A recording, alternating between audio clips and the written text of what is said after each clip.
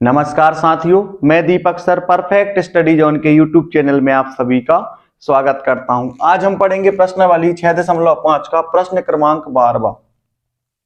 दो खंबे जिनकी ऊंचाइयां 6 मीटर और 11 मीटर है। तो यहां पर दो खंबे की बात हो रही है। तो यहां से मान लीजिए हमारा ए और डी एक खंबा है जो 11 मीटर है और दूसरा हमारा खंबा यहां पर हम मान लेंगे बी सी।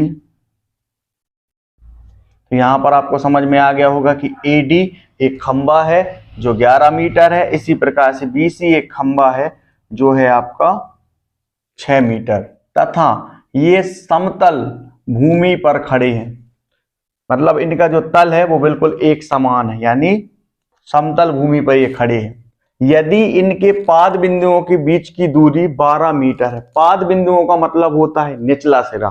तो यहां पर BC का निचला सिरा ये होगा और AD का निचला सिरा ये होगा। तो इनको हम आपस में मिला देंगे और ये है 12 मीटर। तो ऊपरी सिरों के बीच की दूरी को ज्ञात करना है, यानी इनको हमको आपस में ज्ञात करना है। तो सबसे पहले हम क्या करेंगे, यहां से लेकर के हम यहां तक लाइन खींच देंगे, क्योंकि यहां पर हमको ऊपरी सिरे को हमको ज्ञात करना है। तो यहां पर आपका एक समांतर चतुर्भुज बन गया है। तो जब यहां पर 6 है तो यहां पर भी आपका कितना होगा, 6 मीटर होगा। और AD जो है वो पूरी कितनी है, 11 है। तो यहां पर हम नाम दे देंगे, यहां पर ABCD, तो यहां पर हम E नाम दे देंगे। तो यहां पर हमने क्या किया है, BE हमने एक लाइन खींची है। तो देखिए समांतर चतुर्भुज है, तो यहां पर आपका 6 मीटर यहां पर है, तो यहां पर भी आपका 6 मीटर है, यानी यहां से लेकर के यहां तक आपका 6 मीटर हो गया। यहां पर आपका 12 मीटर है, तो यहां से लेकर के यहां तक भी आपका कितना हो जाएगा, 12 मीटर।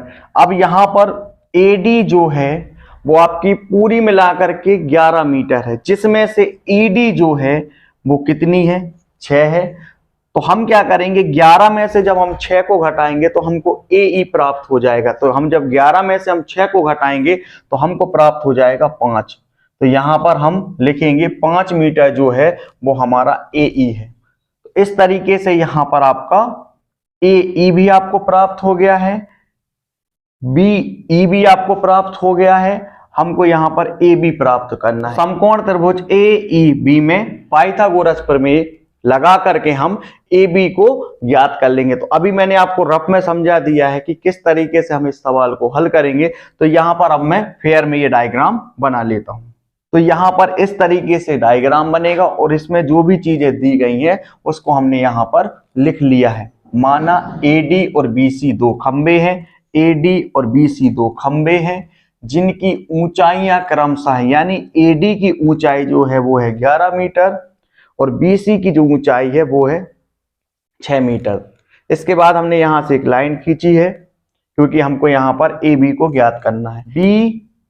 BEDC यहां पर एक समांतर चतुर्भुज की आकृति बन गई है। तो यहां पर समांतर चतुर्भुज में जितना BC होगा उतना ही आपका ED होगा। जब BC आपका 6 मीटर है तो ED भी आपका कितना होगा, 6 मीटर है। इसी तरीके से जितना आपका CD होगा उतना ही आपका BE होगा। जब CD आपका 12 मीटर है तो BE भी आपका कितना होगा, 12 मीटर होगा। ये 5 कहां से प्राप्त हुआ, अभी आप इसको समझ लीजिए। A से लेकर के D तक है आपका 11, जिसमें E और D आपको 6 प्राप्त हो गया BC के आधार पर। तो हम 11 में से जब हम 6 को घटा देंगे तो हमको प्राप्त हो जाएगा 5। AE जो है वो 5 मीटर हमको प्राप्त हो गया। तो AE भी हमको प्राप्त है, BE भी हमको प्राप्त है, यहां पर हमको AB को ज्ञात करना है। तो हम क्या करेंगे, समकोण त्रिभुज AEB में पाइथागोरस प्रमेय से, तो यहां से हम लिखेंगे समकोण त्रिभुज AEB में पाइथागोरस